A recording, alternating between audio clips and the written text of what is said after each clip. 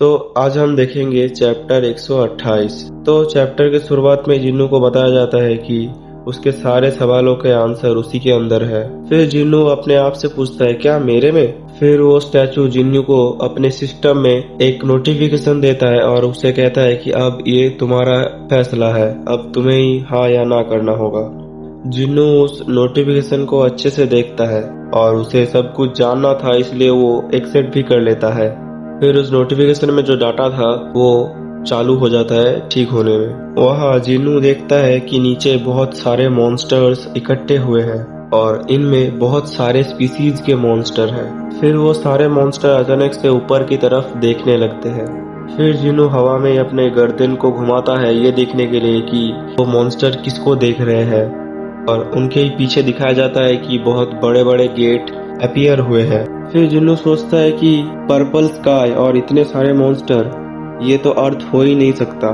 फिर जिन्नू बोलता है कि इस मॉन्स्टर की टीम में आइस एल्फ, गॉब्लिन, जायंट, बहुत सारे स्पीसीज के मॉन्स्टर इधर इकट्ठे हुए हैं। फिर जिन्नू ये भी कहता है कि अगर ये गेट ह्यूमन वर्ल्ड में गया तो ह्यूमन कुछ देर भी टिक नहीं पाएंगे।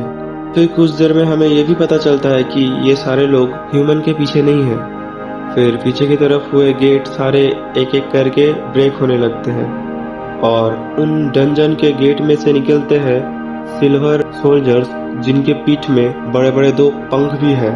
ये सारे मॉन्स्टर इधर इकट्ठे हुए हैं इन सिल्वर सोल्जर्स को फाइट करने के लिए, और कुछ ही देर में वेपन्स के आवाज में पूरा हवा और मैदान फुल हो जाता है। वो सारे सिल्वर सोल्जर्स एक एक करके सारे मॉन्स्टर को मार रहे होते हैं और वो लोग जीत गए थे सारे मॉन्स्टर को खत्म करने के बाद। फिर अचानक से वो सिल्वर सोल्जर्स पीछे आते हैं और एक एक करके फिर से बैटल ग्राउंड की तरफ आ जाते हैं। पीछे से कोई कह रहा होता है कि राइज, और वो एक एबिलिटी यूज कर रहा होता है डोमेन ऑफ द मोनार्क और शैडो एक्सट्रैक्शन, जिससे वो उन सारे मॉन्स्टर के शैडो को निकाल रहा था। फिर जिन्नू सोचता है कि इसका मतलब क्या यही ही शैडो मोनार्क है? उन सारे मॉन्स्टरों ने अपना लाइफ दे दिया था इन बैटल में, पर मौत उनके लिए ये एंड नहीं है।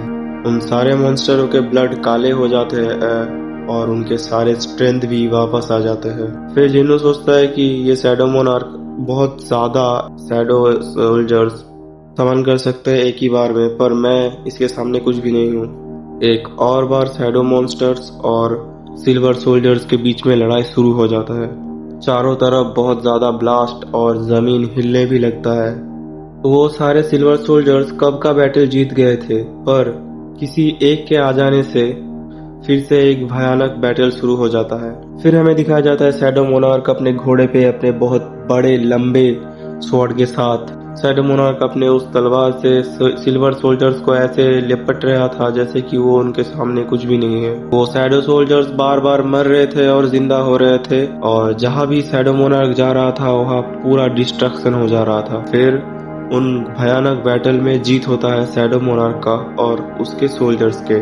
तो ये होता है तब तक जब तक वो सारे नहीं आ जाते। फिर सीन शिफ्ट होता है और हमें दिखाया जाता है कि कोई कह रहा था कि क्या तुम्हें श्योर हो कि यही वो गेट है? फिर दिखाया जाता है कि व्हाइट गिल्ड का गिल्ड मास्टर आया है इधर और वो पूछता है कि अंदर से बहुत ज्यादा पावरफुल ऑरा आ रहा है, क्या जिन्नू अंदर है? पास में से चीफ कहता है कि हाँ। पीछे से चाही ये सोच रही होती है कि ये जिन्नू का नहीं हो सकता, तो ये किसका पावर है इतना?